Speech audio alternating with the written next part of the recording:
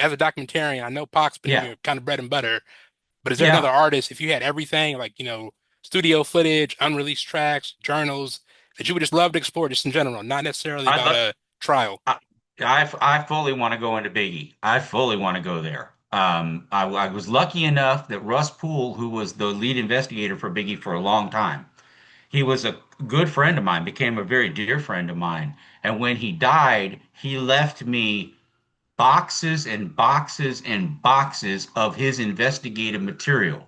Now, we're not talking about just the reports that they file and they put up in the police file.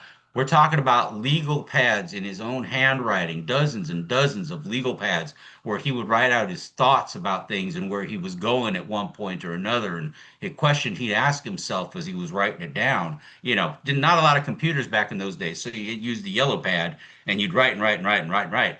I have boxes and boxes of that stuff. So to get down to it, it's never been seen. Nobody's ever seen it except for Russ. Nobody's ever seen it. And I've got it. I'm thinking to myself, why not? Yeah. Because I think that the whatever you can take from Pac and mystery, I don't think Big is as big of a mystery because there was a lot more people that were interviewed. Remember, I said there was only 9 people that I got interviewed for Pac. Biggie, there was a lot of people interviewed. They did a lot of work on that and got a lot down to the bottom of things. But they just let it go at one point. And I think that's where we need to pick it up. We need wherever they dropped it, we just need to pick it up and keep moving. So that I would love to do that. Biggie Assassination sounds like a good title. So maybe we'll do that.